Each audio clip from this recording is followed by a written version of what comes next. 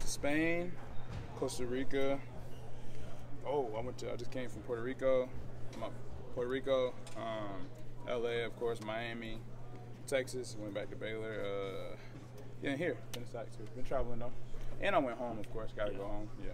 Always easy to find a gym, or is it tough even in some of those countries? Honestly, I only go if I know I got a gym.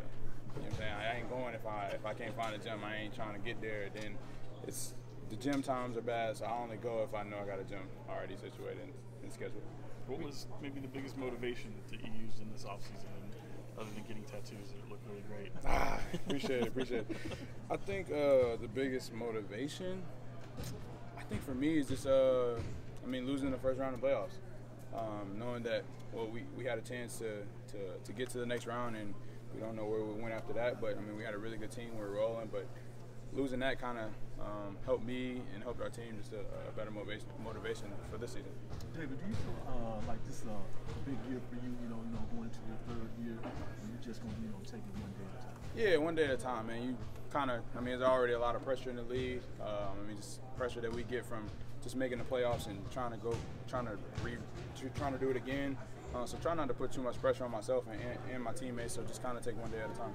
We've seen the off-season videos that you've been posting, the work that you've been putting in. Looking back to where you came in the league versus now coming into year 3, how much different does it feel? How much more confident are you? How different is it?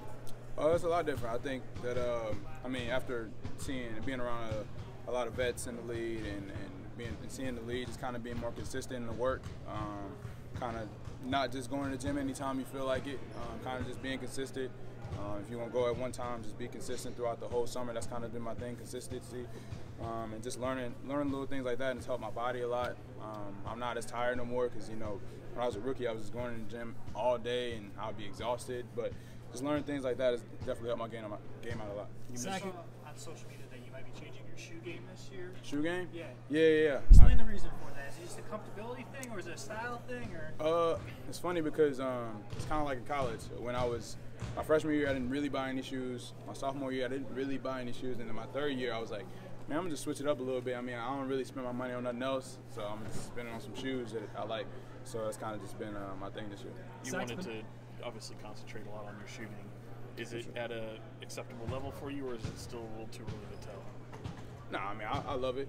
I've been working on it every day. Of course, there's always going to be improvements, no matter who the shooter is. But just been adding little tweaks like that, little things that's helped me a lot to being consistent, using the technology that we have here, helping me be consistent, talking to other great shooters, helping me be consistent, and little things like that. Sac has been waiting for a while to get playoff experience. Now that you've experienced that, how has what you went through in the playoffs impacted or changed your game in any way? Changed my game. I would just say that playing in the playoffs, they kind of exploit your weaknesses. Every team does it. You see it from the championships. The people that won the championship Denver, they exploit everyone's weaknesses. And the Warriors kind of exploit my weakness a little bit. And I was a shooting last year, so that's like I said, it helped me motivate for this season. They can't exploit that because that's kind of trying to be one of my strengths this year. Is that almost a good thing to have those weaknesses exploited so you know you can attack? For sure. It's kind of like losing. You always learn from losing. If you win all the time, you ain't gonna never learn anything. So it's kind of helped me out a lot. You have a lot of continuity on this team, but above the changes that you have, is there one of the faces on this team that you're like, wow, I can't believe he's here? Can't believe he's here.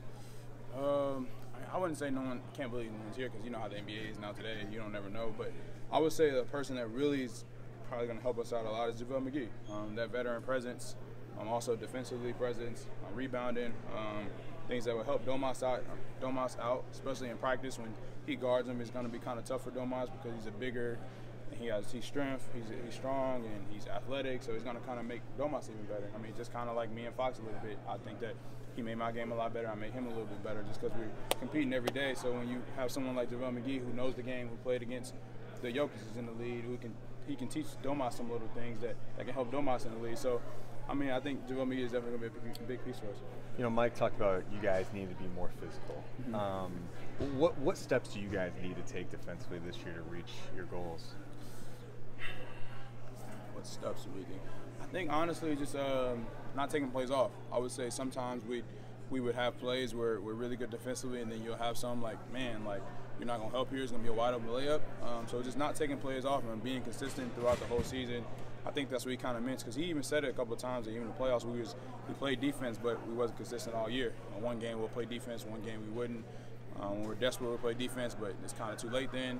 So, I mean, just kind of being consistent, just having that, because we have it. I mean, everyone is athletic on our team. We're fast, we're young.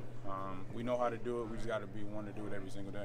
Now, having last year under your belt, you'll probably be viewed differently around the league. Not to say that you were taken lightly last year, but there's probably a different level of intensity for teams seeing the Kings on the schedule. How do you guys react to that?